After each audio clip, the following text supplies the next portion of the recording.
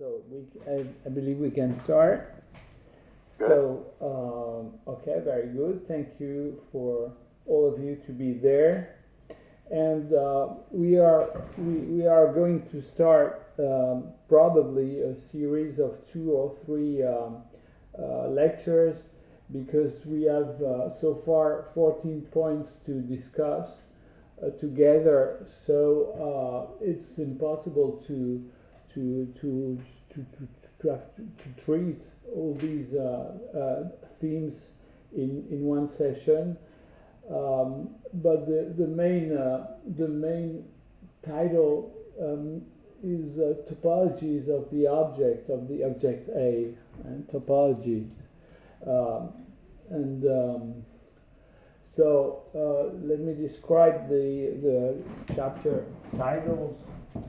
So we start, maybe you know, we are starting with a letter from Freud to Fliess, and which describe how an object of the reality is turned into an object of desire by the one who is sensitive to this object. Then it's a description of how an object of reality becomes an object of desire. Oh, okay. Let me tell you the colors. All what's in black is a clinical approach, and all what is in red, in green, is a clinical approach with some little modifications I made out of Jacques Lacan's approach.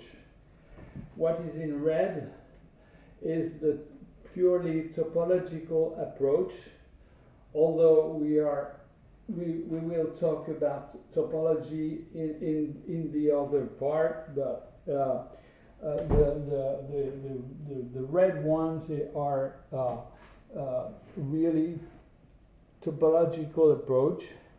And when we come to this red part, it's the topological consequences of the modification I made on the Lacanian approach. And this is a bit complex, but we'll see that at that time. Well, do I get more into the details?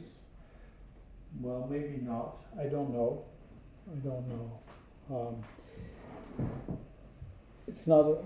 Maybe it's not. You just read what's written there, and we can start with the number 1. Okay, here you have some things written in French because it's the same drawing I used when I did this lecture in French. Okay, so I'm not. It's not my specialty. I'm not. I'm gonna tell you what I understood on this letter number 52 from Freud to Fliess, but it's not my. I'm not as good as our friend who described that in French a couple of months ago, and so I'm gonna describe what I can tell you. Okay, so it's in this letter. Freud described how an object of the reality becomes an object of desire, and he fixed a series of of moments and a path which goes from the okay, we're starting with the perception PC, and among all the different cross here figures the possibilities of perceptions of objects.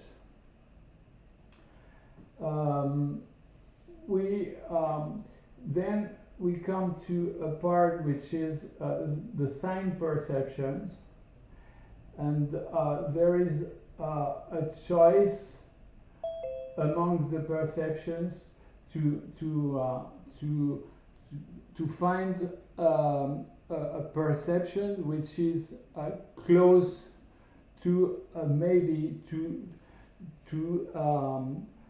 previous encounters of an object which could be similar. Then there is a path through the unconscious, okay, and then preconscious, and up to the consciousness, okay. Well, what else can you say about this approach? Is well, these are the conscious perceptions. There, in a way, it's how there is an inscription of how the perception. How is it written or inscripted? I don't know if the word exists, and then there is some kind of matching with the unconscious, with as a second inscription of the object.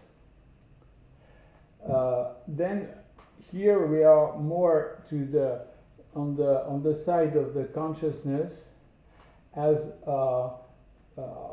where is the ego, and some kind of in the aftermath, a conscious of the aftermath of the object. And okay, that's a very simple presentation, and not very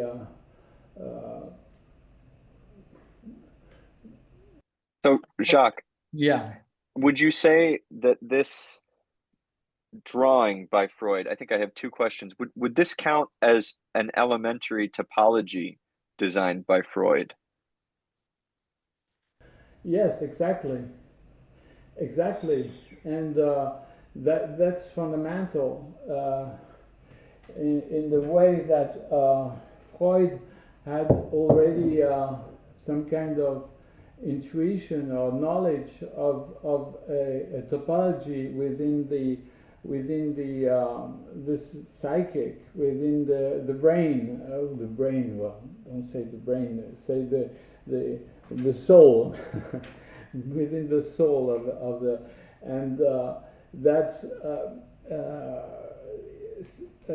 perception of an object is it was putting down the way that a perception of an object is not as simple as it seems. You say this is a cup, but it's not that simple. Right. It doesn't seem all that simple. My other question is between this initial perception and then this sign perception, where the object is somehow transformed in an unconscious way into a re-encounter instead of it being an encounter with something new. What do we have some, or do we have some equivalence in Lacan about this charging of a perception, this charging of a perception with a recounter instead of an encounter? Yes, exactly. That's fundamental. And we have to go to the transformation that Lacan made out of this scheme or graph. It's a graph, actually. And he modified this graph in a way that leads to a very specific topology. And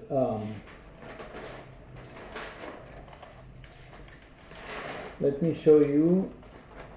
Would that be linked to the cross cap later? Sure, yeah. Well, yes, and that's, you see, we have here on number 8, I put down, so it's written small encounter with a cross cap. Okay. Because if I want to anticipate what's going to be said, is that we are going to describe this structure in a way which is much simpler than the use of a cross cap, because actually the invention of Lacan was done in 1958, at a time when he didn't talk about the cross cap. He did talk about the actual mathematical structure, which is the projective plane. And we're going to see that the reasoning with this is much simpler than to reason on the cross cap. But I know that afterwards he has he was more emphatic about cross cap or Boy's surface, but it's these are only ways of immersion of a projective plane. And I anticipate about the film that we are going to see, but we are going to see that reasoning with this in 1958, it's much clearer to express the clinic of the subject than reasoning with a cross cap. But actually, it's we will talk about the cross cap, but as I mentioned, a very small encounter. Okay, so here it is. Here are the modifications Lacan made to the Freud's graph, and he put some arrows, and as soon as you okay, I didn't want to come into the I didn't want to come into the structure of the topology at this moment. Okay, so I'm gonna. Okay, you won't see that. Forget what we've seen. No. Pay no attention to the man behind the curtain. What'd you say? Pay no attention to the man behind the curtain. Yeah, exactly. Okay. The traces have already been laid down. Okay. Actually, what Lacan pinpointed say that actually when we meet an object of desire, when we meet an object of reality, supposedly something that we are fond of, whatever. Well, yeah, a smartphone. My smartphone is very important for me. and it would be really a mess if I lose it. But so, what does he say? If I see, well, this one is mine, but if I see another smartphone, okay, how can I say it's a smartphone? It's because it's a new encounter with an object I've already seen. There is already, suppose this one is not mine, I see it on the table, okay, and I say, oh, this is a smartphone. How do I know that? I know that because there is a meeting between my gaze and with an encounter, with a matching of my previous experiences of different smartphones I have already seen. Okay, that's very important.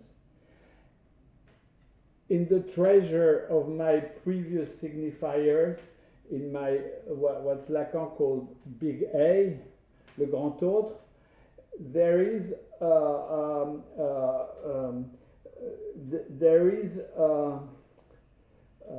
a world of my previous encounters, of all my experiences, and as I see this new object, there is an encounter with my previous encounters. That is very important. And then there is a way. Okay, suppose my wife says, "Did you see my smartphone?" And I remember I saw it on a bench, and so I say, "Oh yeah, I know it's there, but it's gonna reach my my unconscious and my desire to bring her back her smartphone, because I know it's an important object for her and that she's gonna need it." Okay, so that's what that is the main point. The main point is this this trajectory through my unconscious, and then my my preconscious and conscious say, okay, yeah, your smartphone is on the bench over there. And that is very important that there is something special that occurs here. That is a meeting, and that's how Lacan described that. There is a meeting between my new observation of my new gaze of an object and the encounter with my previous experiences of a similar object. Similar up to the point that I'm saying, well, actually there is a match. Even if this smartphone has a pink cover, I can recognize that as a smartphone. It's no big deal, even if the match is sufficient. The similarities are sufficient from my previous experiences. Although even if I have never seen a pink covered smartphone, I can say, well, yes, that's your smartphone, because it's the similarity is sufficient from my experience, my previous experiences.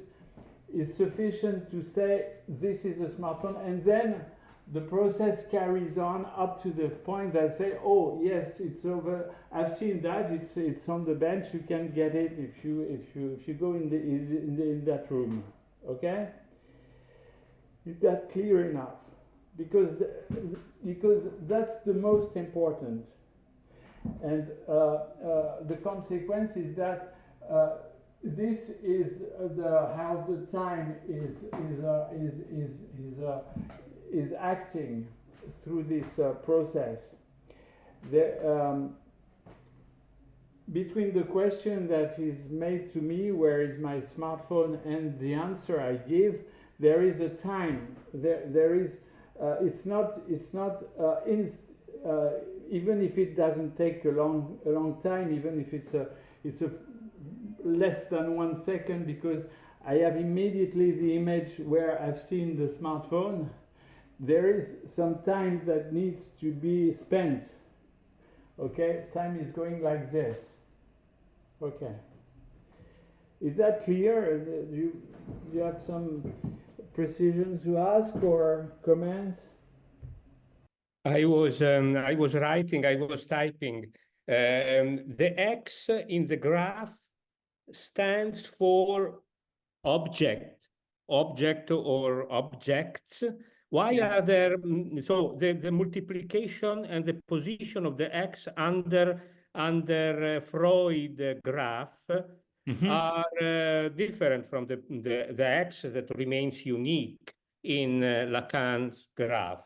Can you explain something about Well, yeah, that's a very good question. How I do explain is that the different X's represent the other objects which are failing in terms of matching. And on Lacan is well here as well. Freud is emphasizing this process, this graph, and not a graph that goes here. Okay, because this X there or this one is too different from the one which looks like the one I've seen, and as I understand that, is that for Lacan, when he draws, I can show it nonetheless, although you're not. It's when the blue X is there is a selection for me, as in Freud. It's a selection among the entire object. Okay, let me give you an example I like. When I was studying medicine, I was at a time in cancerology, I think, and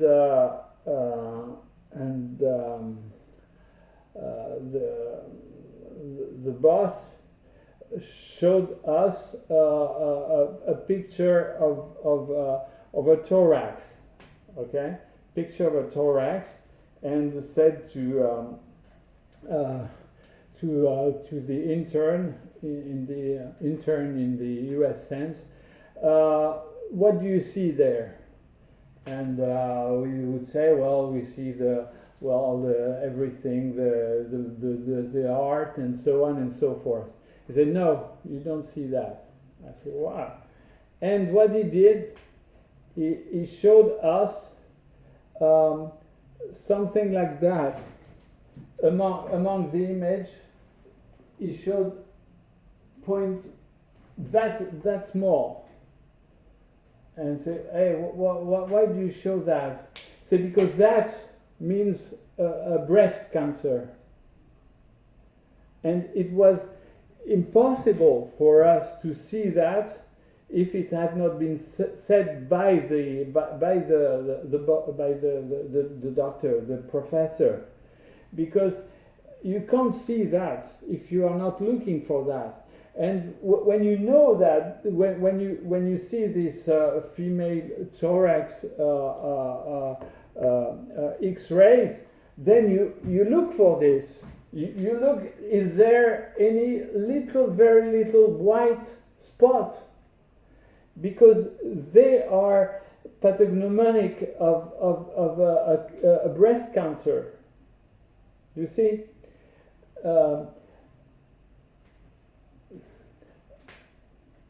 all the rest of the X-ray is useless, or it doesn't matter. But if there is a little white spot, then you say, oh, that's very important. You see, okay, I don't know. So, Jacques, would you say then that this perceptory apparatus that both Freud and Lacan use works a little bit like Hilbert's epsilon operator, where it's looking for a specific mark, and only when it finds this specific indicator of this desire does it grab that object, and it excludes the rest? Yes, yeah, sure, because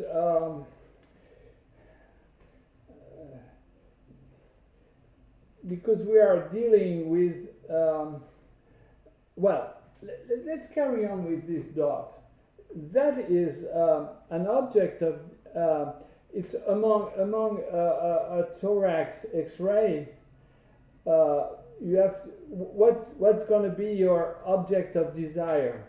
The object of desire is does this woman has or has not a breast cancer, because she can die from this, okay? And this is very important in the way that you're going to focus on this. All the rest is peanut butter. Well, you know, she has bones. Of course, she has bones. Yeah, as everyone has bones, you know. And everyone has a heart. Okay, but breast cancer is very specific, and this is how, well, of course, it's an object of desire. In the psychoanalytic term, you don't want her to have a breast cancer, of course, but this point becomes an object of desire because you don't want her to die. Full stop. Sure, and for the patient as well, that becomes the only thing that they can see, in a sense. Sure. If you showed them the X-ray, they would say, oh shit, that, you know, that's breast cancer, not, oh, I have a nice heart or nice lungs or whatever. Yeah, sure, exactly. You see, that's I think that's a good example, because among all the elements of the X that we had, okay, we can. That's a good example, because we can say here that you have an X-ray. Okay, this is the X-ray with all the X. Okay, the X has the lungs, the heart, and the bones, and whatever. But you, due to your experience, in the way that your boss already told you 6 months ago, hey, you are a moron. You don't see anything, but there is something to see, and it has reached your physician empathy. You know, it has been written in your treasure of signifiers. It has been written. Oh, is there this point somewhere? Okay, and that's among the different. For instance, here. But you can as well see that maybe this guy or this woman, you can see that she has been smoking too much, and she has emphysem bubbles, for instance. Hey, well, you have something serious, but there is maybe some other things that are serious as well. So it's another object of desire. Okay, that's very important. And so all these X are failures to the matchings. That's how I understand. And Lacan is focusing on this line and all the X's which are here in red, and not taking care of the others. Hey, Jacques, can I, first of all, thank you, and ask a naive question about the status of the signifier in your teaching at this moment? Because we've mentioned pre-conscious, unconscious, conscious, the object of desire, approaching the object of desire. Yet, is it not done by way of a signifier? So what is excuse me, you speak a bit too fast. English language is not my mother tongue. Apologize. Yeah, just perhaps just the point I want to get to is what is the status of the signifier in the teaching at this moment? I'll keep it at that for now, if that's okay. I didn't get your question. What? Yeah, we are concerned with. I apologize. There's some noise here as well. We are focused on the object in this study today. Yeah, my question is, what is the status of the signifier? Oh. Yes. Okay. Well, there. Actually, it's a very good question. Thank you for your interventions, because it's very helpful. There, it might, at this point, might represent a cancer for another subject. It is well, this point I mentioned, this white spot is the way to it represents a subject which is someone who might have a breast cancer, for another signifier which is going to be, how can I treat her? Just by seeing one white spot on an X-ray, just by seeing so it's there is the signifier dimension. The signifier dimension is it represents a new subject. Well, let's focusing on that. I'm a woman. I came for a standard X-ray, and then I'm a new subject. I'm the subject of having a breast cancer. That's how this white spot is some kind of signifier. You see, it's not only a sign; it's more than a sign. It's a signifier. Then you see, that's very important.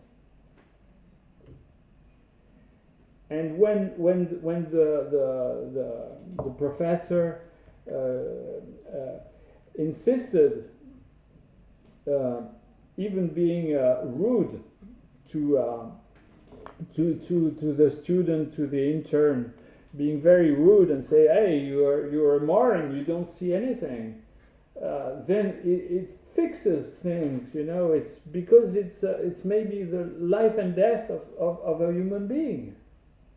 Thank you. I think that's been the best, clearest illustration I've ever heard of this enigmatic phrase of the signifier represents the subject for another signifier. Good. Thank you. Thank you. Thank you. Okay, so now we can come to the part number 3. Okay, so let's talk about neurotic symptoms. I'm in metro, okay, in the underground, and the tube, whatever you call it, and just in front of me there is some. I catch the gaze, the gaze of someone in front of me, and I grab. I have the feeling that he is very hostile. Okay, and I can start to well, if I'm very shy, I'm gonna fix my smartphone, and I don't want to look at him. Okay. But if you have a closer look at that, then you're gonna see that maybe this guy was not hostile. Maybe he was just in his thoughts, and he was thinking of anything. But I had a phantasm, a fantasy that there is the gaze, and I create a matching with some previous encounters of people who were very hostile to me, and I have the feeling that it's exactly what I see. But maybe maybe I'm very wrong. Maybe it's just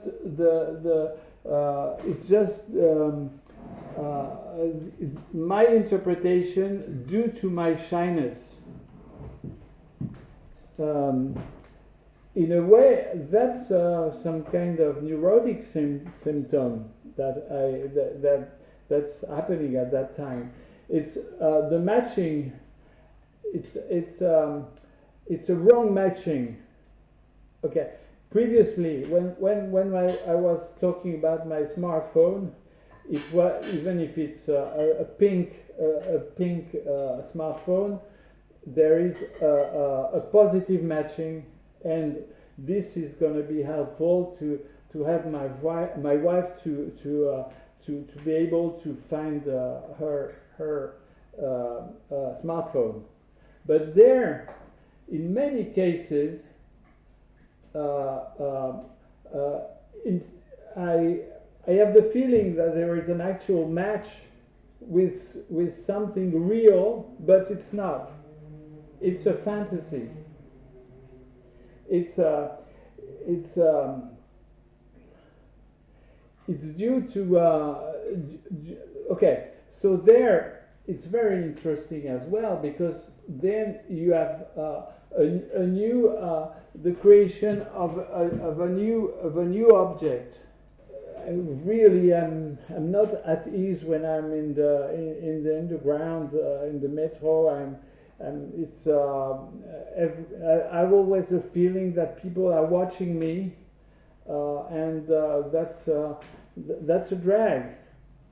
But it's and probably after some work as in psychoanalysis, I can say, well, that's stupid. These guys are not hostile to me. It's because it reminds me of my father, who was really always beating me, and therefore I have the feeling that everyone is going to be hostile to me. You see? Don't know if that's clear enough, but it's a very important point to describe how the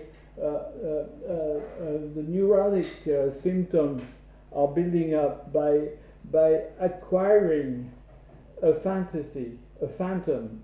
And that's how psychoanalysis works. Because when you're lying on a couch, you don't you are in a good position to be hysterical enough to interpret, to give interpretation to any movement or any borborygm that the analyst is doing, because okay, let's put it that way. If as analysand I'm in front of my analyst, okay, and I notice that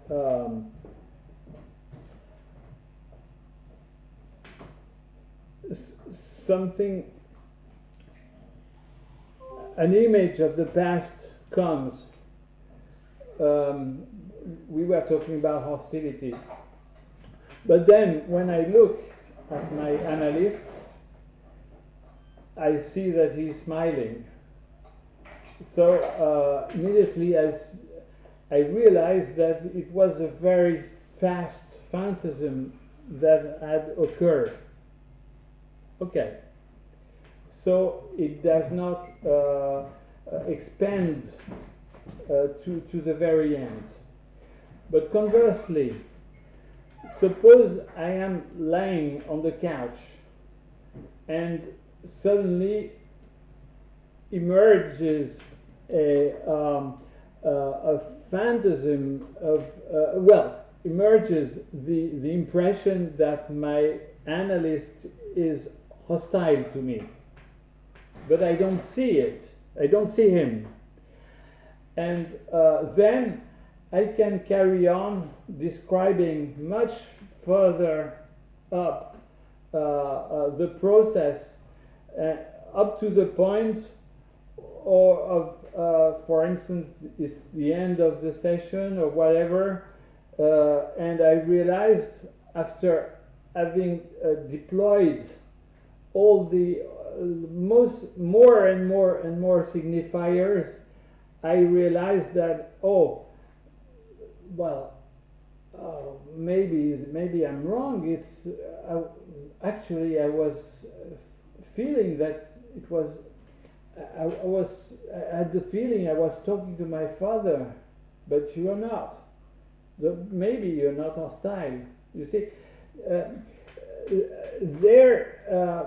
due to the absence of gaze, the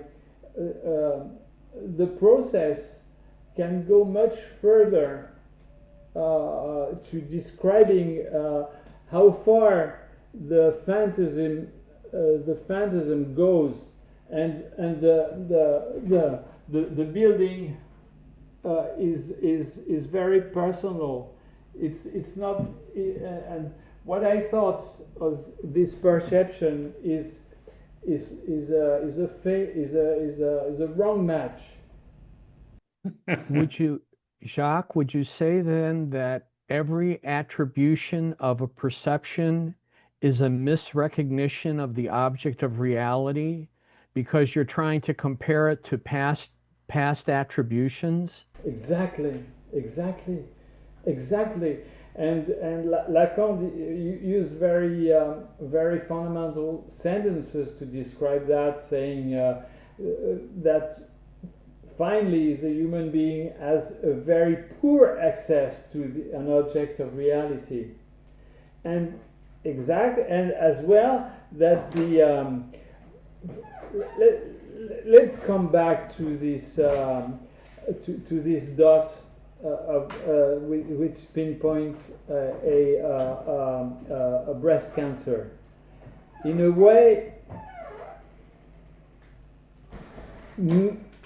I'm not far from hallucinating. Okay, let's put it that way. I see that on an X-ray. I'm alone as a physician. I see that. When I see that, I'm not so far from some kind of hallucination of the fact that my boss 2 years ago said I was really a moron not to see that. It's not only that, it's more than the point. It's more than the fact that this woman probably has a breast cancer. It's more than that. It's my previous encounter. Hey, Jacques Siboni, you've been a moron at that time. You haven't seen nothing, and that comes back. It's close to hallucination.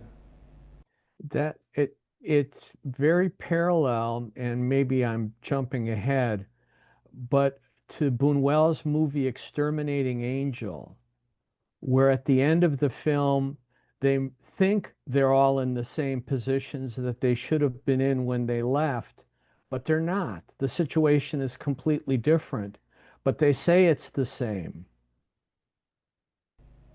Yeah, it's a fantastic film. It's very interesting from Buñuel, Luis Buñuel.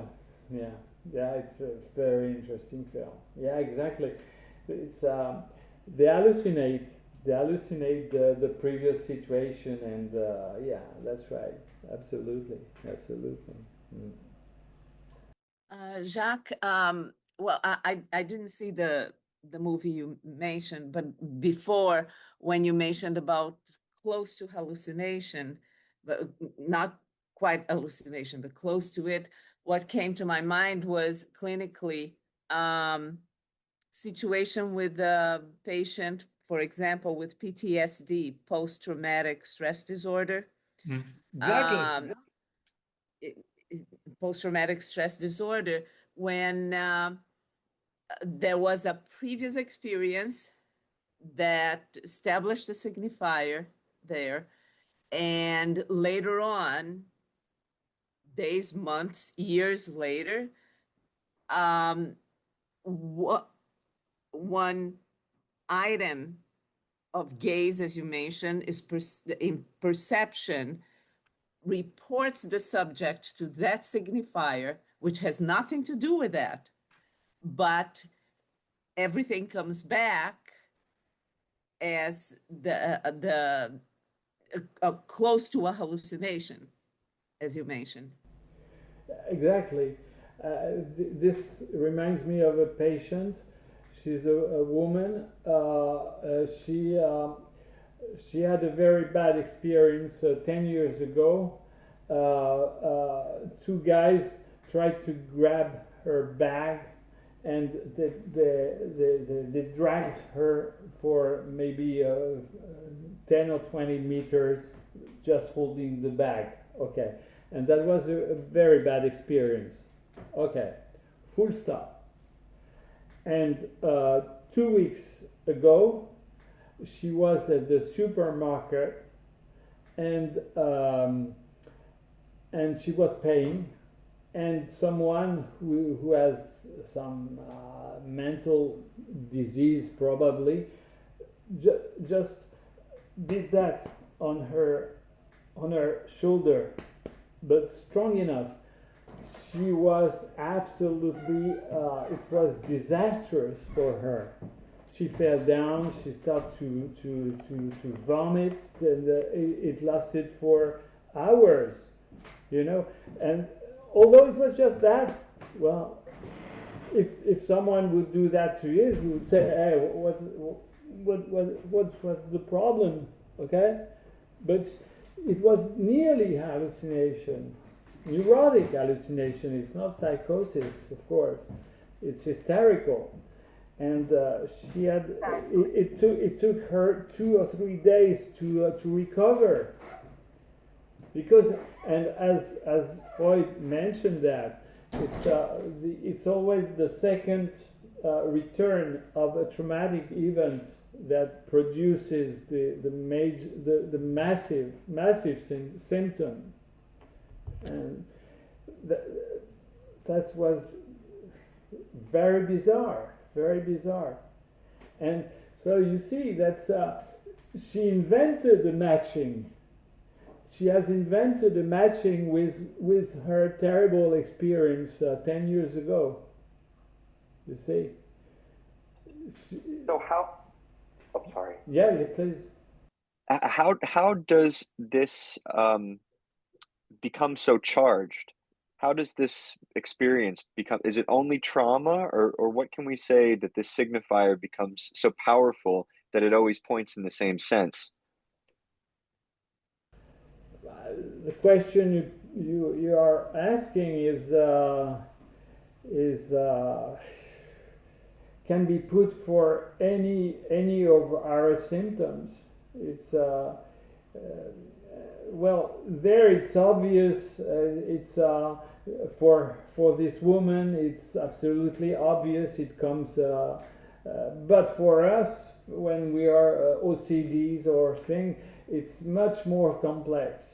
Of course, it's much more complex to return to the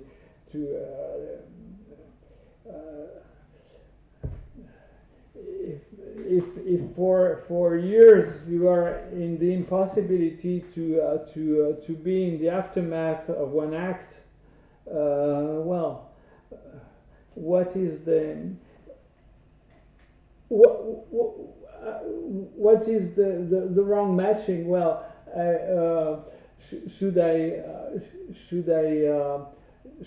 stay with? Should I do something or not? Oh, but this and this and that and that, and you are here. You are totally in the impossibility of being in the aftermath of your decision. You can't decide.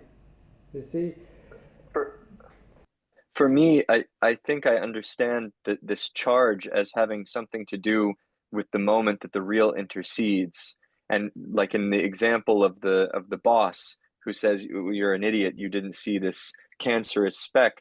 This is life or death. This is a moment where the symbolic can't fully account for the consequences of your mistake. And so perhaps you develop a paranoia along this trajectory of your desire, where every time you get an X-ray in your hands, you're looking for this white speck because it's become so strongly charged.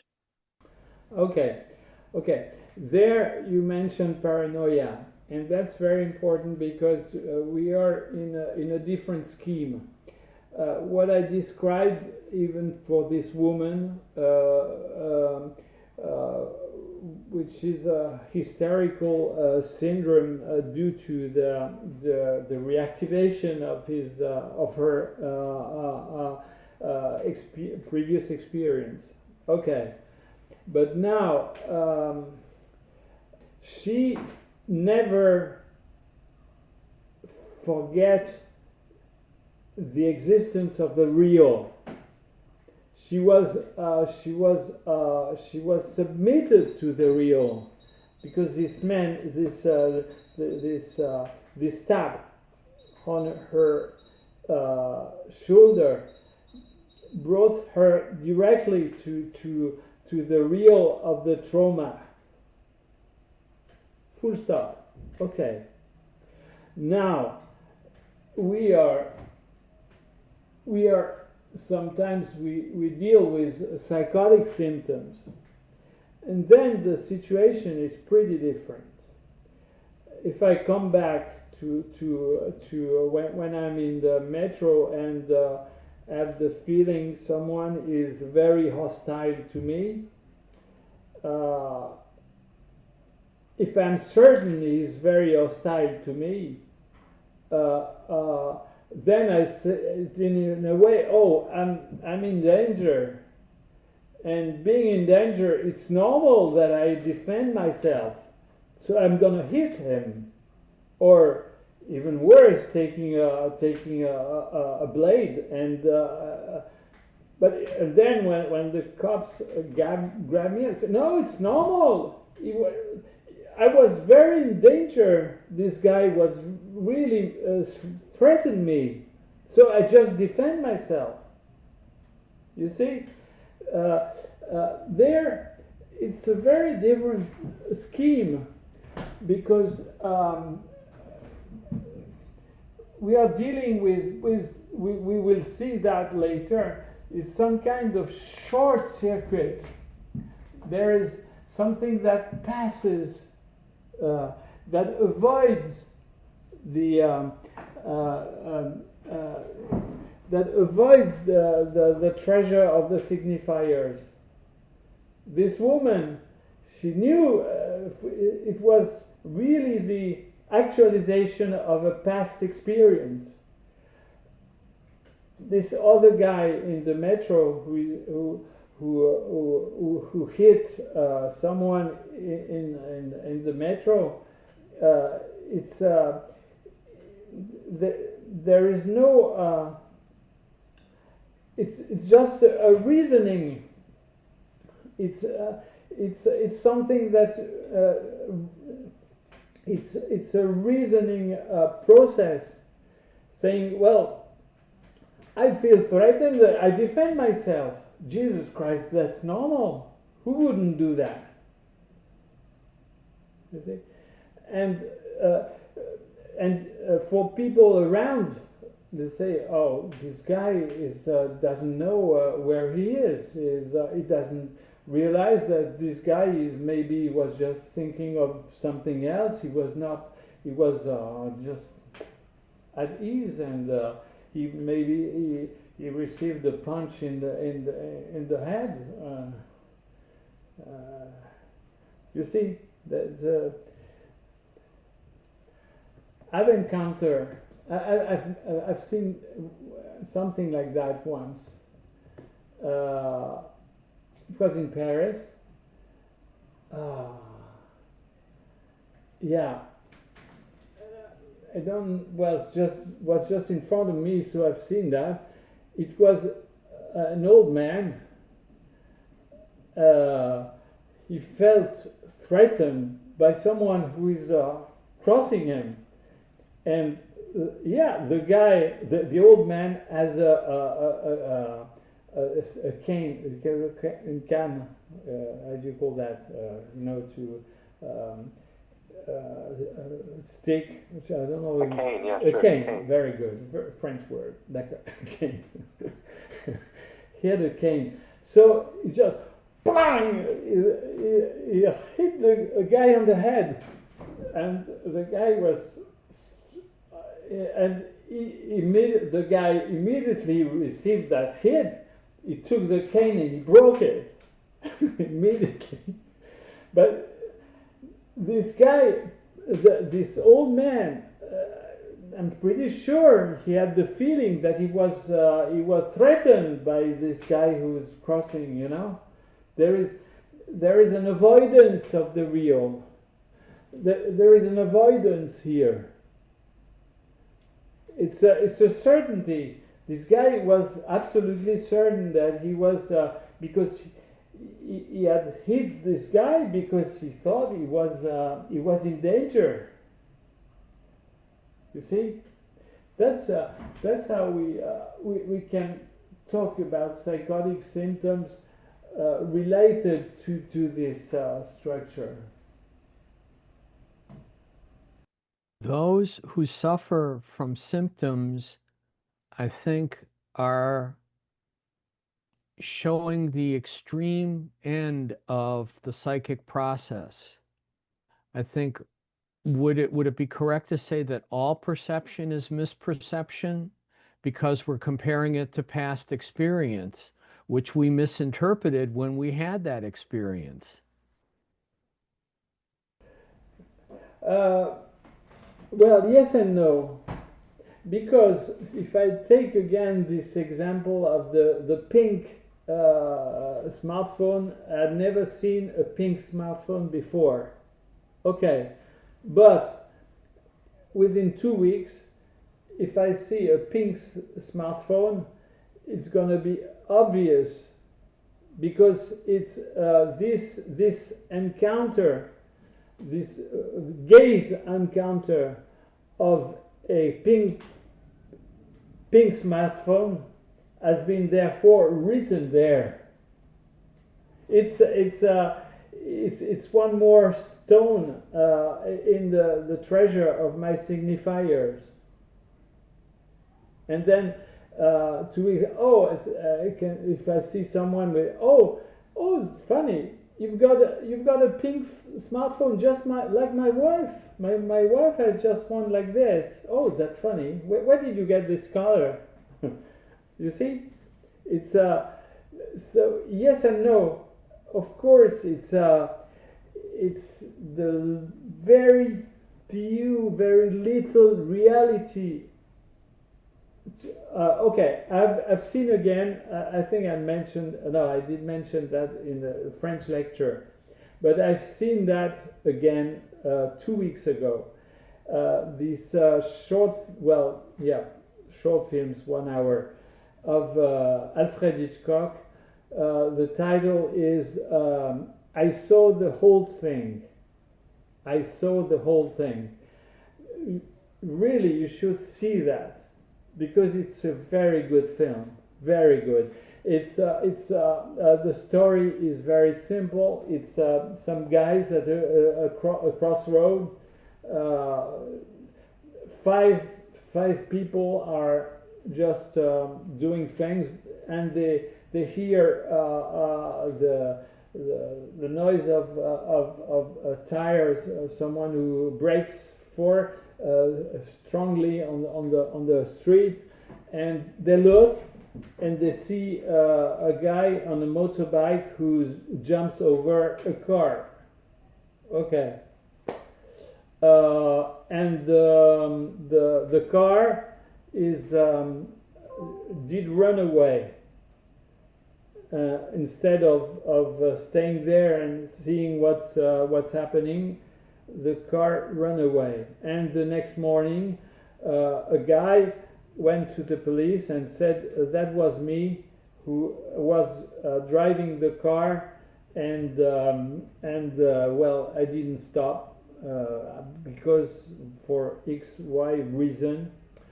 And there is a trial, and all the film is during the trial, where they ask for five witnesses to ask them what they saw, and you grab 5 different stories of what they've seen, and the 5 of them are not lying.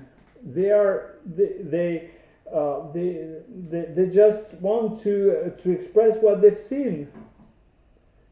But and that John is exactly a fantastic example of the poorness of a witness. How a witness is reconstructing the story afterwards. And the end of the film is the end is correct. but it's very interesting. It's hallucinating. This is why I very much got a lot out of when we were translating for the book the word phantasm as comparable to phantom, a representation of an earlier schema. And then in terms of the pink phone, I think to distinguish between neurotic and psychotic journeys through this line, the psychotic might immediately say, upon seeing someone else with a pink phone, "You've stolen my wife's phone." Mm-hmm. Exactly. Yeah. It's very this whole conversation really brings to mind what a subtle and complex epistemological project the mind is engaged in constructing and organizing and signifying reality. Mm-hmm. And especially when you mentioned PTSD, for example, it brought me to think of this, that somehow what is repeated in the flashbacks is a particular kind, it's a kind of the inscription, which really is the matheme of the experience, the traumatic experience in the first place. And I'll give you an example, which is from my own experience. quite neutral, was 50 years ago, but nearly 50 years ago. So I can speak about it now, and with the Lacanian experience of many years, it becomes possible to formalize and put words to what happened following a family tragedy. Somebody close to me was killed in a road accident, and I decided not to go to the inquest. What happened was somebody else close to me went to the inquest, and they told me what the witness saw. Now, I remember them telling me what the witness saw. I don't remember anything more, but I know from the structure of the flashbacks that that was a trigger for flashbacks that were happening for about a year. So it wasn't the event itself, in other words, the news of the terrible thing that happened, but the report from someone unexpectedly bringing, to the awareness of my mind, what happened. And the structure of the flashbacks was a repetition of the image. Essentially, what was said was a sentence. What the witness saw was the body thrown 20 feet in the air.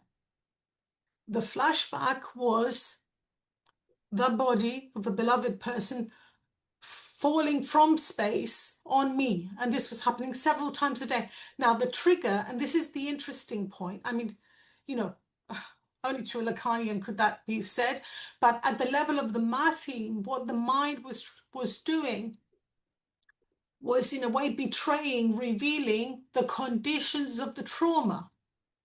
The conditions of the trauma the trigger, and this is the point, the unique trait, the trigger for the flashbacks when they were repeating was whenever I forgot what happened historically. So I might be washing plates, relaxing, and for a moment forget what had happened. In other words, the actual events. So the moment I was relaxed, I would be hit by the flashback. That was the experience of the words of the other in the moment where I was relaxed and I wasn't expecting something terrible hit. And that's what the flashbacks were revealing. So that's why I say it's an epistemological project, and it's the matheme. In a way, the mind is extracting, signifying the matheme of that discrete experience, which is, that's the first time I've ever sort of delivered it to that, and it's become possible in this context. And I think that's so important to understand how discrete, in other words, because it's a hallucination, but it's saying something, and it's saying something from the real. And it's a vital epistemological project for the subject to find their truth and their bearings in their experience in a properly subjectivized way, to honor the good and the bad of what's happened in life. So it's even the hallucination has something to say about what is real. So thank you so much for enabling me to sketch that. Yeah, to carry on upon what you are describing, you remember there was now some years ago an Air France crash from a plane going from Rio de Janeiro to Paris. Okay, it finished in the water, in the ocean. Okay, and this woman I know, she told me that since then, maybe not now, but for a long time, when she was ironing her blues for professional blues, because she was a waitress, she's a stewardess, and she had to iron these. And she said that each time she was ironing her blues, she saw a blues floating in the ocean. So what returns to us beyond the metaphor is the structure. This is what always returns. Yeah,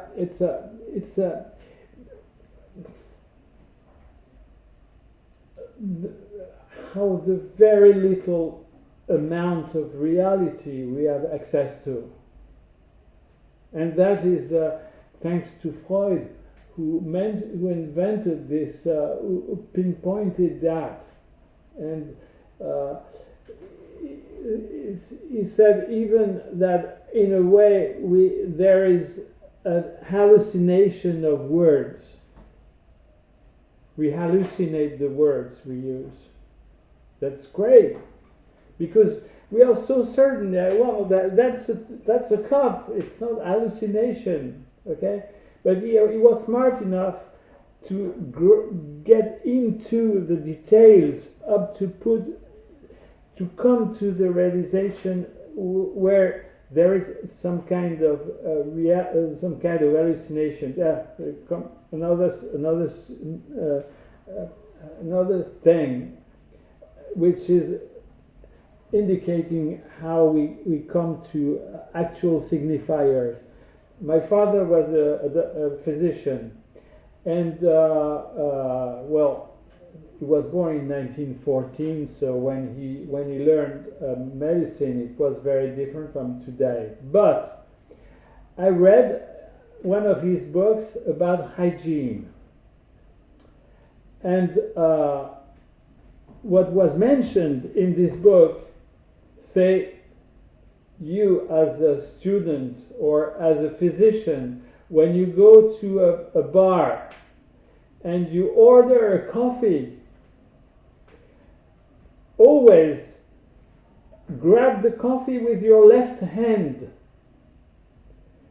because then if you have less chance to catch a syphilis, because most of people are going to catch it by the right hand, and if you take it by the left hand, there is less chance. You see, that's again, that's a signifier. It's not only a sign. Oh, I'm right-handed. Why should I take it by the left hand? That was an advice at a time when antibiotics did not exist. Hygiene. You go back to the hallucination of words, and I think the clearest example is the nightmare. Because you're asleep, it's your unconscious playing with signifiers, and they terrify you. And fortunately, when we are in a dream or a nightmare,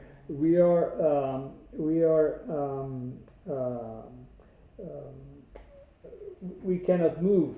Otherwise, we would be jumping and things. All the mammals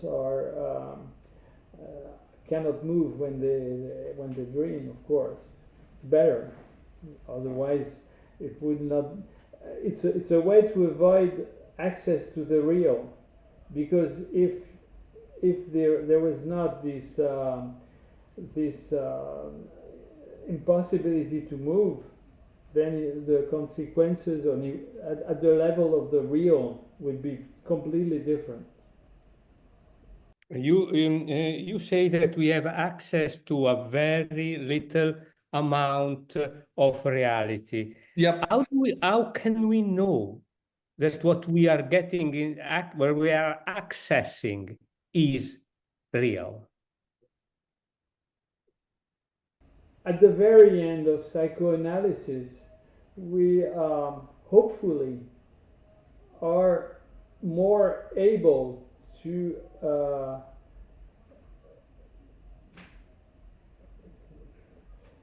okay, let's say it in French. The opposition between parole vide et parole pleine, empty speech or full speech. Nonetheless, it's a belief, or we are, well,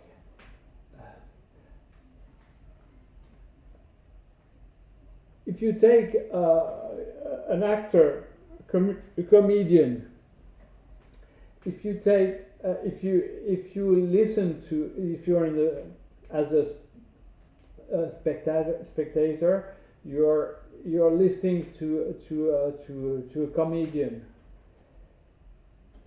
Either you are saying, well, you are getting bored because you don't have the feeling that what he says is reaching you, or if you listen to a very good comedian, he's going to move you, he's going to reach you, and although it's a character is playing, he has his word, his speech is full, is reaching you. In a way, is more telling the truth, or telling something heavy than someone in a bar who is just talking. You see, and your question is as well,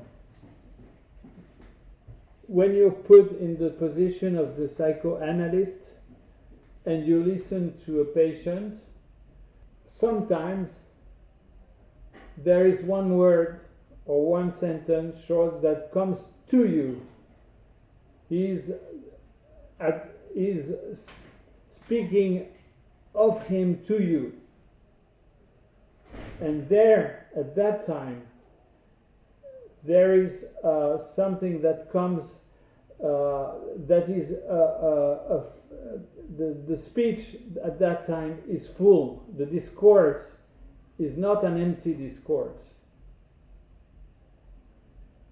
and that is as psychoanalyst, it jumps to you. It jumps to you. Oh yes, right. That's it. That's it. I think that's when the subject is now speaking.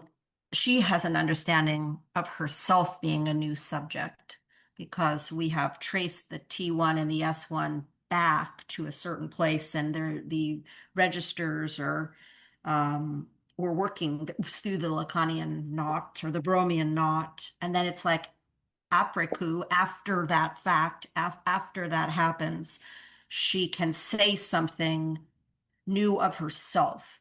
When the physician sees the spot, that's the breast cancer, he sees, he knows this is a new subject, but she doesn't. She has to go through a process of knowing that, what does this mean to her, and how is she a new subject? I mean, that's a hard example to use with this, but it's not when I say what I've recognized or I know. It's when through the process, my patient is able to track. Well, I mean, I'm helping the tracking, but then my patient's able to come to a place where the speech is him as a subject. He speaks as a subject to me. That's the new speech, the full speech. I think that is approximation of reality. There is a space that is an approximation of reality. Maybe a reality, but surely an approximation to. Yeah, that's right. Approximation, of course. Approximation, yeah. But that's how we have to deal with this. Yeah, right. But how about if reality is, on the contrary, too much, and we have to desperately try to move out from it? Say again, please. How about if reality is too much? The real is too much, way too much, and we have to just desperately try to move away from it. when we're in that mode of flight, it keeps coming, the real keeps insisting. So at some level, at some point, we have the choice to, to work something through, or we're compelled in a way to re-engage so that we won't be vulnerable to being persecuted by a real that really does concern us, that we're trying to escape, because there is no escape, because it's real for us. The best we can do is to enrich our construction of reality to include, not necessarily to account for, but to acknowledge that there is something impossible at the very least. And I think that's the creation of the new subject. Yeah. Because the real impeaches the body of knowledge. It undermines it. And this is what's traumatic. It's not the terrible event. One can cope with that.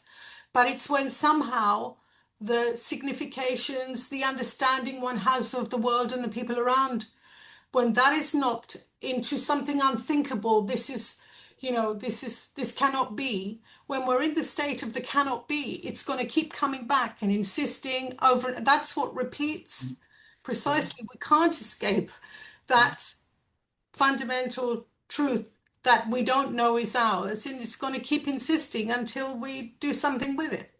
And that can be throughout life. So there's no escape, but that's not, I don't say that as a haunting. It's like, it's because it's of such value that we can't let it go. I mean, the real that's insisting is also a part of us. It's the libidinal investment in the truth, as well as the libidinal investment in ordinary reality, the pleasure principle, where I want to escape from that truth. This reminds me a lot of Francois Dolto's complex d'Omar, the lobster complex, that when we are forced out of our shell, there's a vulnerable period where the subject has to recrystallize, and it's about this new armor that we wear, this new signifier that we try, this new place that we appear, that gives us the liberty to work in this oppressive real with a bit of scaffolding. Yeah, it's about how the real insists. It's a very important point in the way that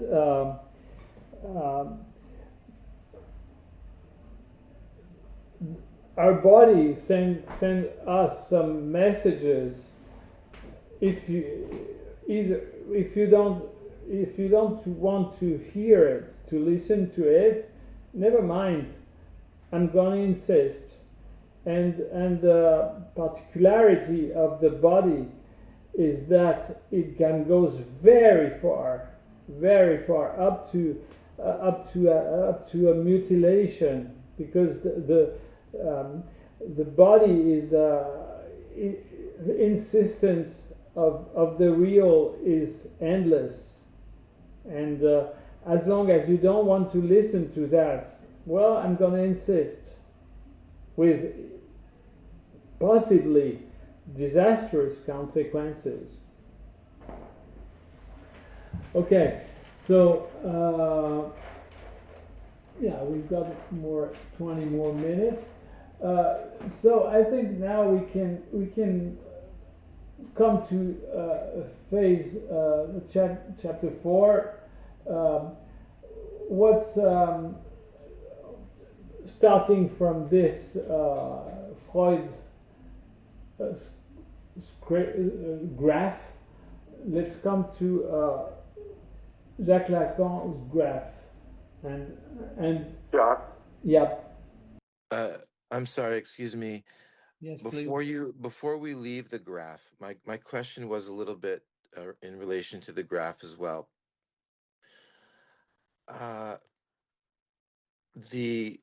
All of the triggers that we've been talking about and the flashbacks, whether it was pennies of the body going through the air or the flashback you described of the man in the subway,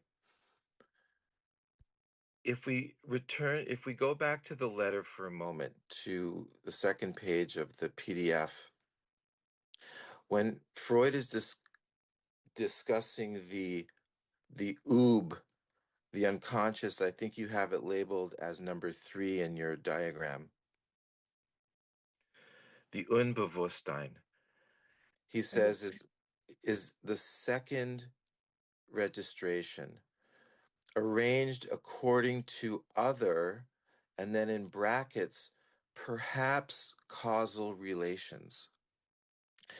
And I'm assuming for the sake of this argument that the brackets are Freud's, although I can't be sure. And I'm wondering what is at stake in this perhaps causal.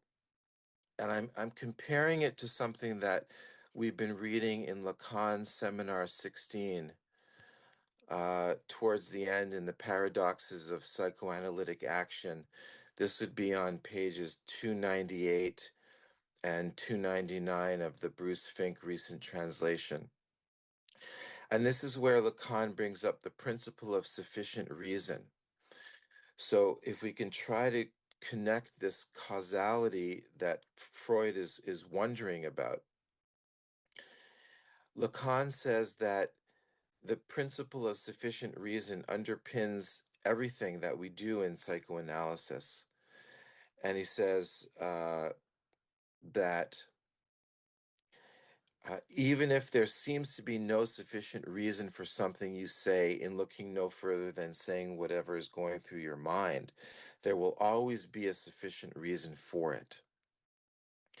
So is there anything important at stake at whether this is laid down or registered as a causal relations, and do we need to understand whether and how these triggers are causal, or is it something that we don't need to worry about? I'm always sensitive to the final cause, the final.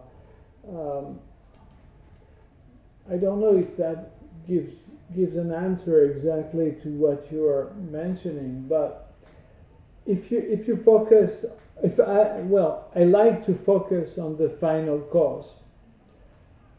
For instance, again about this pink phone, the final cause is that my wife is going to the theater, and if she doesn't have her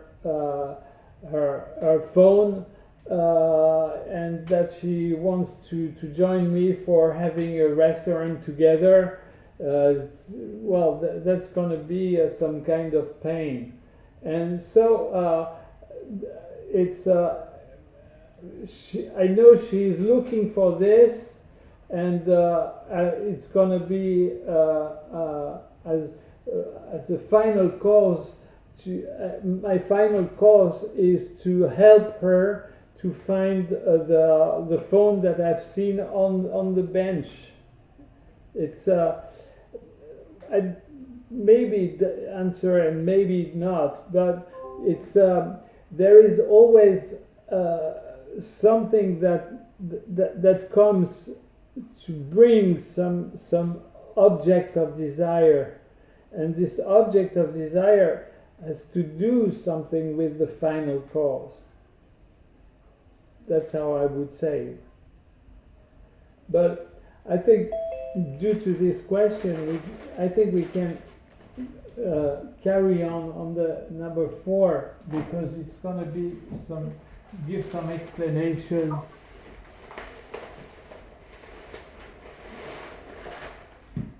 Okay, so we come to the rewriting of the Freud's approach that we'll see later, of the Freud's approach through Lacan and Jean-Michel Vappereau, who used it very much and formalized that in many ways. namely to describe the processes of identifications. Okay, so when we look at this,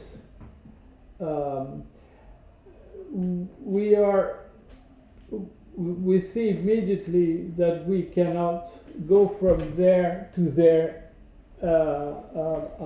because this arrow is on the other direction, the sense. It goes backwards. The orientation of this arrow is an obstacle for going from there to there to there and so on. Okay? But if we are focusing on everything we have said so far, we come to a great explanation of the orientation of this arrow, because it's a way, and it's what's called sign perception. It's describing the occurrence of a matching, and first it describes the occurrence of a matching in a way that this new object that I grabbed with my gaze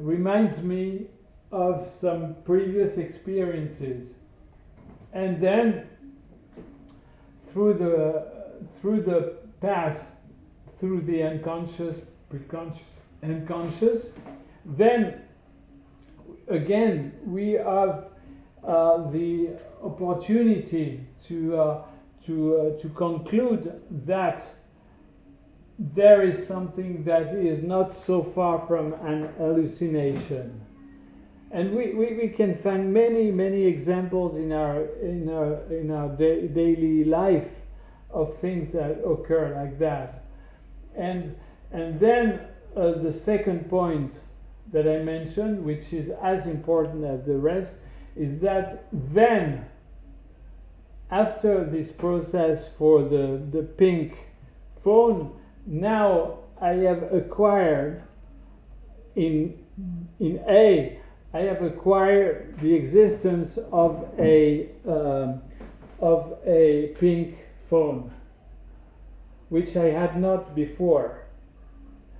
This example is stupid, but we can invent more smarter examples. It's just for okay. So and then Lacan described regions. What's in red is what's symbolic. How is it symbolic? It's symbolic because it's the encounter of different symbols. As I mentioned before, this spot, white spot on the X-ray, is a symbol. It's not only a sign; it's a symbol of the existing of a breast cancer, which is very serious. If it's my job, and I've seen 10 times this spot, now when I ask for a thorax X-ray for a woman, immediately my gaze, I'm going to look for this white spot. No white spot? Okay, good. You see? And this is going to increase my experience, my know-how. Because even if there is an hallucinating, well, let's call it that way, conscious of an object, each time it increases my experience, because it's fooding. It's a food for my treasure of signifiers.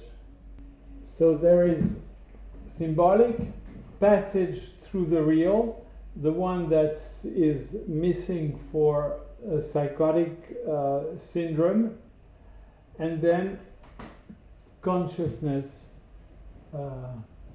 here through the imaginary. So just in terms of how Jean-Michel reconstitutes this graph, what can we say about this line in the real between A prime and little a? Oh. No, you're not supposed to see that. No. No, we are working there. That will come now. That will come. This is going to be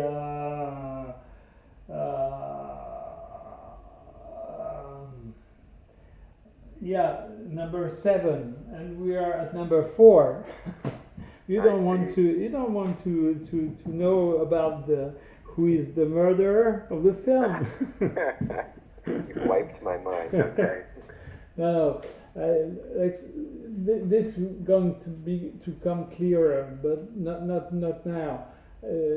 Unfortunately, it's on the same page, but it's due to how I used it last time. But it's we are dealing with this the modifications with the orientations of the graph.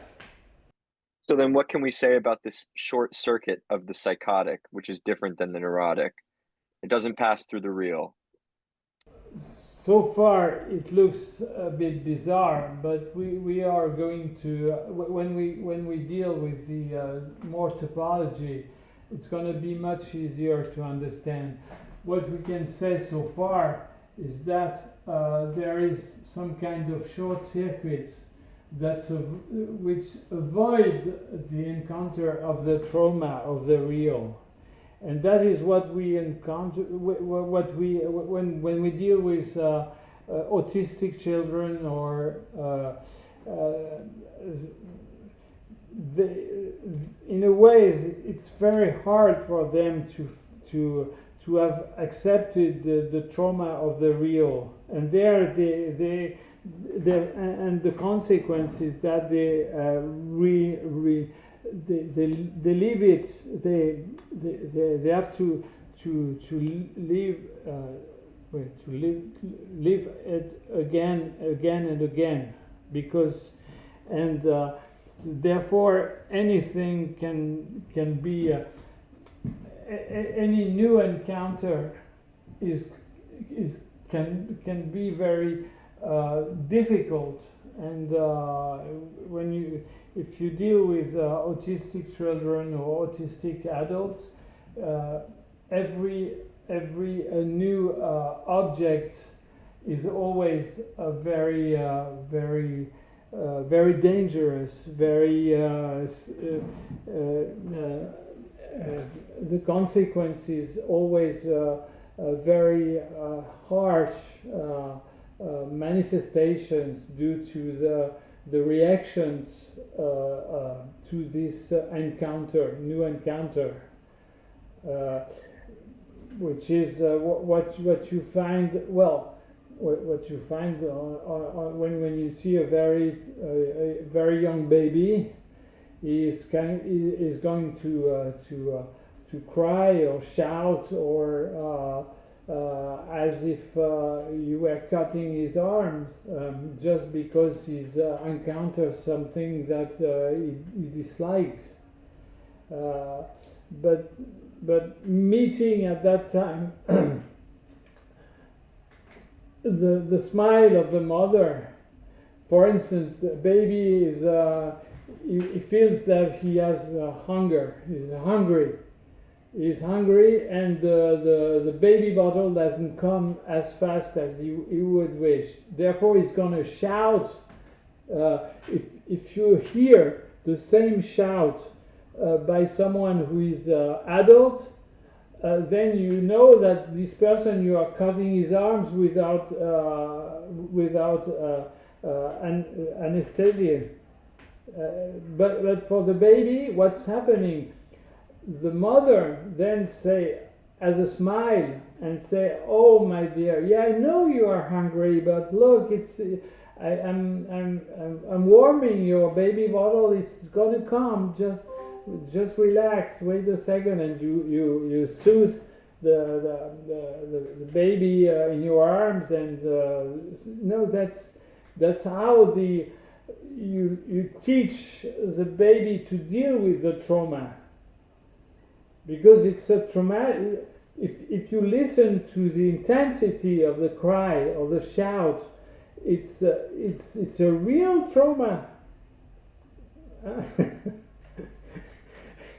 A lot of decibel at that time. But you're teaching, as a mother or father, you're teaching that it's just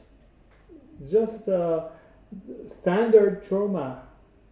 Well, so when you're working with like an autistic patient, for instance, in the example of the baby, if the bottle's being warmed, what you're teaching them is the separation between demand and desire.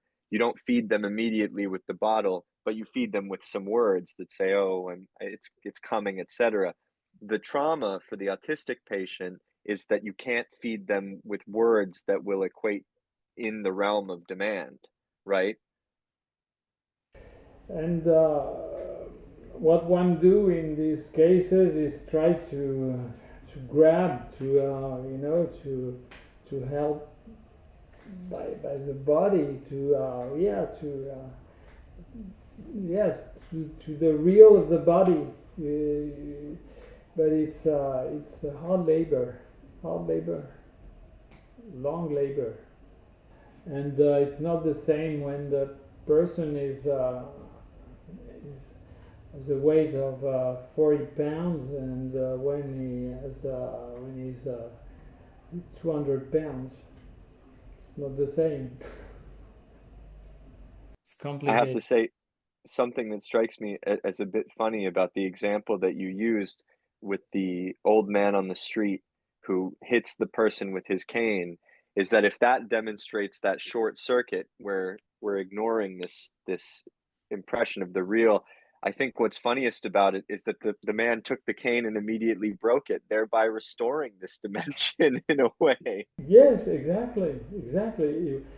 He was amazed of receiving this, of being hit on the head strongly. It was not just, he was, I'm just wondering what the object of reality is. What's your question? What is the object of reality? Well, it is what your senses feel.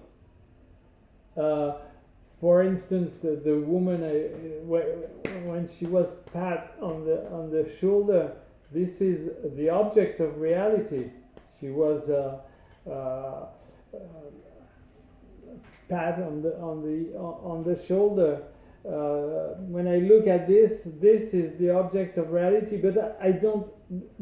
The very interesting thing is that if you get into the details, there is an object of reality, but the one I am fabricating by my gaze is an object of desire. The object of reality,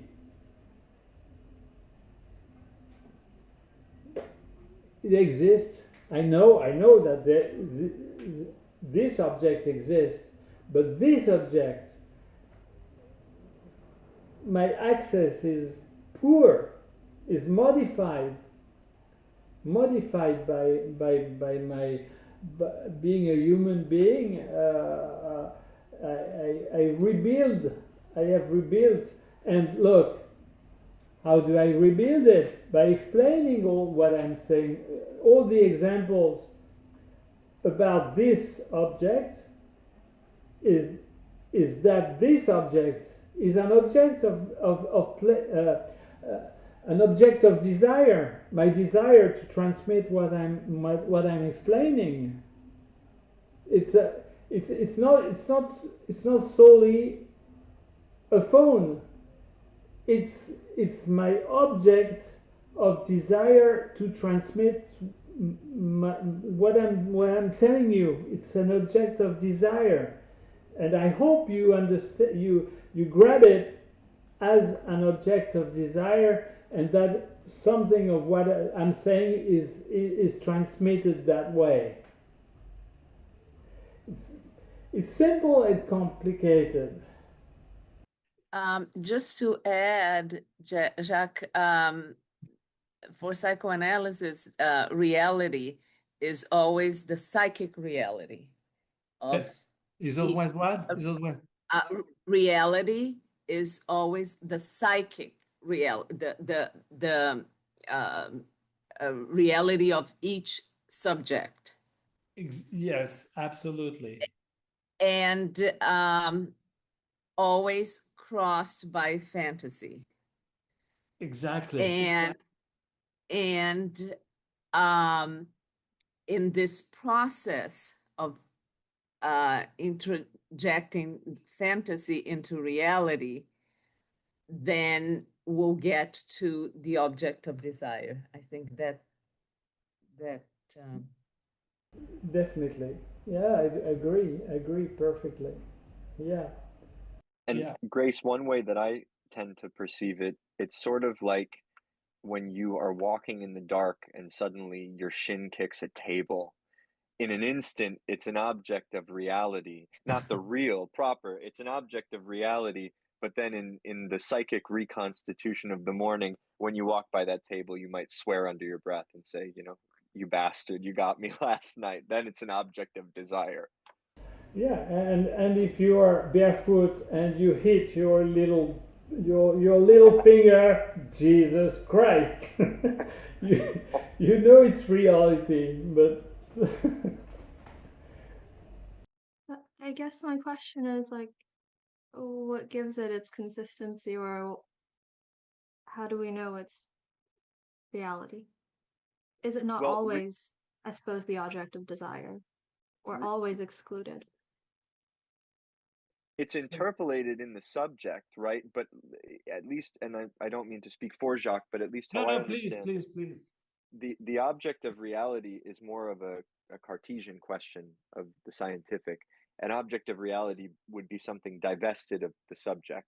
So before I interpolate an object into my psychic apparatus or machinery, then it's an object of reality. It's something that, in terms of a philosophical equivalent, it's the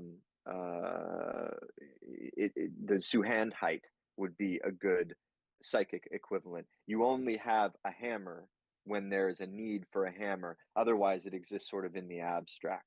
And this abstract space is still reality. It's just not subjectivized in a way where it's charged with anything that would be desire or libidinally economized.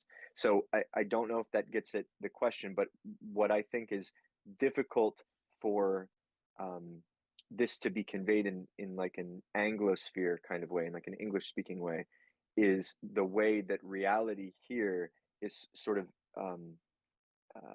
by principle charged in a scientific way. Like reality is just an objective thing. It's not saying that it really exists in and of itself. Like it's not an epistemological question or an existential one, but just to say that there is an object without a subject, full stop.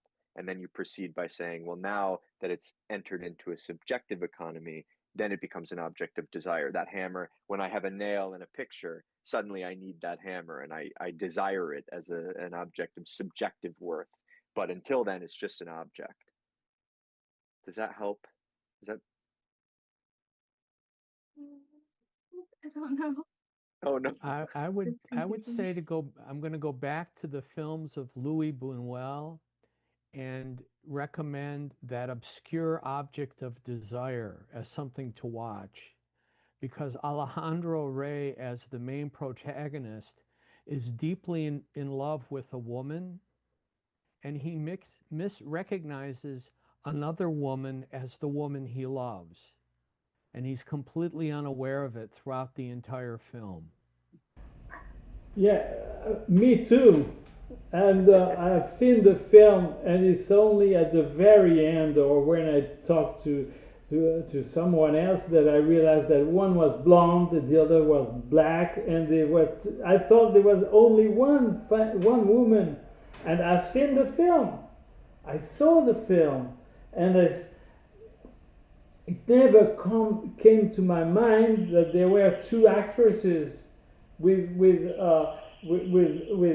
characters very different one of the other. For me, it was one woman. That's a very good example. The obscure object of desire. And what was the reality? Of course, it's in a film, okay. But I watched the film, and I've seen this. Didn't realize at all that it were. My wife, she said, "Well, haven't you seen that?" And that's the obscuring function of the signifier. It makes us misrecognize different things as being the same because we attach the same signifier to them. Definitely. Yeah. Yeah. If we can go back to the original signifier and we're decathecting the along the way, we can, I think, approximate an objective reality, because we are not investing it with something that of us. Yeah, we have to trace it back. I think it can come close. Decathecting as we travel back through the signifiers.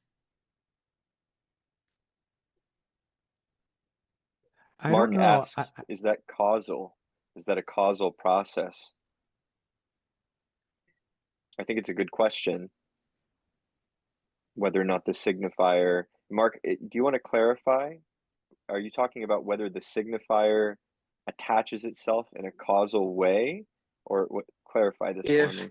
If I would be asking that if we want to understand that is the process that's going on at the third stage that we're talking about. It's the laying down. Sorry. It's a byproduct of psychoanalysis, I think. No, at the third. So, Mark, you're talking about at this point in which that you've moved past the perception, then through the sign perception, and you appear at this point where there's an intercession of the real. No? Yes, I think that's what Jacques was saying. And then I was asking about whether it's significant that Freud says perhaps causal relations. If they're not causal relations, what are they, for example? I think Lacan comes back to answer this question quite clearly. Perhaps not causal, but certainly structural, right? And Jacques has a really interesting way of presenting, and I'm not going to get into it today because I think we're 5 minutes over now, but the Baromean knot as a presentation of the object A. So when you have a different Baromean configuration, when I'm looking for my AirPods case, for instance, this desire, this aim at this object presents a complete configuration of a symbolic, an imaginary, and a real, which constitute a certain kind of subject, right? Jacques was talking about the way that this breast cancer mark will generate from the signifier another subject to be, right? A passage from a thing in and of itself to a mode of being. And this presentation of the knot at this moment, this instant of the object A, I think lends itself to the logic that this entire process isn't one that's necessarily causal. And remember, Freud comes from a tradition like the medicine that Jacques was talking about, where if you don't want to catch syphilis, of course, pick the teacup up with your left hand. This idea of causal relations, Lacan substitutes with the necessity of a structural relation. When I lose my smartphone, this presentation of a subject emerges where the smartphone is the thing I need. It ties itself to the register of the demand through desire in this way. So I'm definitely getting further off track, but I think my answer to your question, I can't speak for anyone else, is that maybe it's not a causal election of a certain configuration, but it's certainly a structural necessity. Well, it depends on how we define causal, because I think it is causal in the course of an analysis. We're moving. The signifier is moving. It's moving, and right. It causes, sure. It causes. Right. Well, yes, we're causing it to move. The patient's causing it to move. It's moving, and so I do think that there's some causal, but it's not causal in a way that we would think of as it's psychically causal. We have to understand how it's moving. So the words we say, the images we have, they can shift, and then we understand something about the signifier, and we can disinvest it with the desire. We can disinvest in that. But I do think that it's about structure, causal. I think it depends on how we define those terms.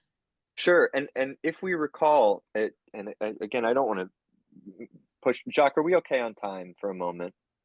What'd you say? Are we okay on time for a moment?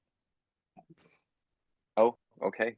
I've got the time. It's up to you. It's up to you. One of the things that I think is really significant about the way that Lacan pitches the subject, right, is that the subject is an illogical conclusion of a logical system. That logical system is language, which is defined by Lacan in the Purloined Letters seminar as being these states of formal, almost like a formal binary representation that eventuates itself to becoming a complex system of letters. And the letter retains its materiality in as much as it's a formal system. But the subject is excluded from this logical formal existence. And by being excluded from this formal existence, to me suggests that the idea of a causal psychic experience would rely on there being a formal objective means to access this experience. There's not. There's only the subject. And I think that if I can put forward something based on your interpretation of Viva, it's that the cause is there. The cause is material. There is a cause for an emergence of a subject as we move along signifying lines. But the problem is that when you say causal, you introduce a discourse which would tell you that it's observable. I don't think it's observable. I think it's consequential because of a certain structural configuration. Don't know if that adds anything, but that's how I see the causal existence of the subject. It's certainly there is a cause, but it's not a cause that we can necessarily pinpoint objectively. It's a subjective cause. When the patient gives you his own answer, right? When my patient gives me her own answer, it's causal in that way. I don't know. Through the course of this discourse, she comes up with her response. It's not mine. There's a structure of how we work to get to that place, very much so. The causal part is the way the subject moves with it. So we have the structure that we're implementing, I think, and then the patient is moving around and finding her own. In psychoanalysis, this psychic reality is always after the fact. It is a cause, but always the après coup. In the one signifier by itself doesn't mean anything. It's through free association in analysis, that when something else comes up, emerges, that the subject emerges between those two signifiers. So it's always after the fact. It's not a traditional cause effect. Yeah, exactly. But the after the fact causality. Using the word here. On my side, as I mentioned earlier,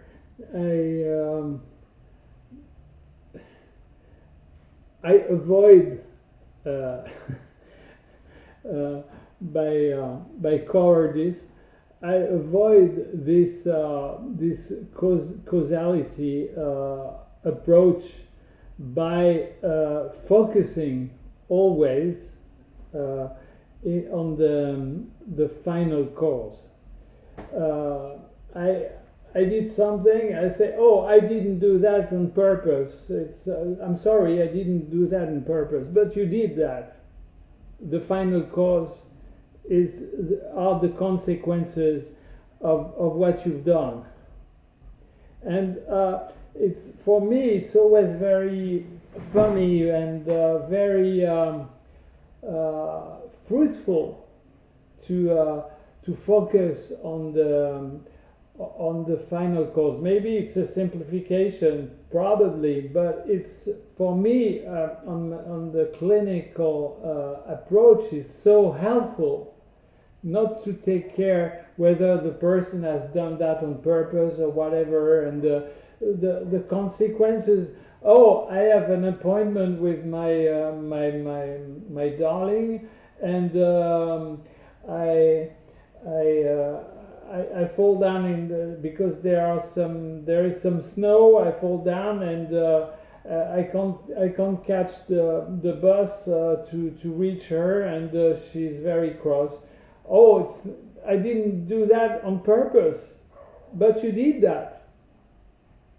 You see, that's because you didn't wear the proper boots. Yeah, of course, that's the problem. Why did I choose these boots instead of what I? Well, and you know that women are very much sensitive to this than men. If you do something, whether it's on purpose or not, they are not the dupes of what you have done. Is it possible also that it is important in analysis to trace the causal chain back to a kind of first cause, or a search for a master signifier that helps structure everything? And is that possibly why Lacan, in this passage I was citing from Seminar 16, says that I am stating this principle, the principle of sufficient reason, namely that there is a cause for everything. I'm stating this principle before you as something that lies on the horizon of what makes psychoanalytic experience possible.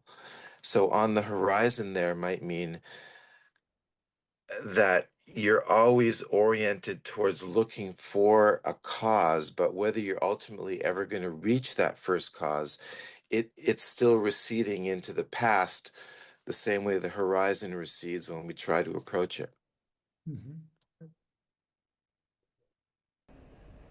Well, yeah, it's 2 hours and 15 minutes, so maybe we can stop that. Well, unless you want to carry on this question, because we've done the 4. We've stopped there.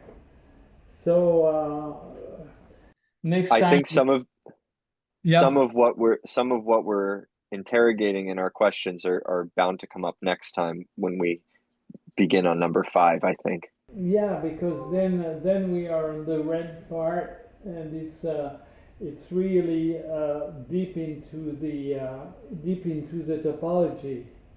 Mark, you're talking about the horizon. It looks like we'll pick up next time on the projective plane. I think that'll fit nicely. Absolutely, it's fundamental, the horizon line for the projective plane. Well, So, it's really been wonderful to see all of you.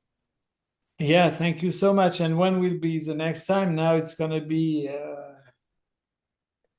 Well, we'll send an email, perhaps. Yeah. We'll fix a date and send an email. It's going to be difficult before September. Oh, dear. Thank you to all of you. Thank you for participating. It's very enlightening for me. And to the next time, you all take care. Yes, thank you. Good to see all of you. Thank you. Thank you, Jacques. Appreciate it. Very good. Very good. Excellent. Thank you. Have a wonderful evening, you guys. Morning, noon, or night, Thank whatever you it all. is. Quinn, can I ask you something? Thanks, Yeah, Quinn. of course. Yeah, of course. If people want to get on the list, the Lutecium Yeah. list, can they do that themselves from the email that you sent Yes. out? Oh, Okay. yes. Okay, Definitely. so you can It's add on yourself. on the Lutecium site. There's a subscription mailer, and you just Great. put in your email. It should be that simple. Jacques, is that fixed? Well, so far, yes. Till Yahoo is putting some dump in it. Okay. Okay. Wonderful. Okay. Thank you. Good to so see all much. of you. Everybody. Thank you. Thanks Thank you. to all of Nice to you. see you all. Nice to see Bye, you you all. guys. Very soon. Bye-bye. Okay. Yes, see Bye-bye. you soon indeed. Bye-bye.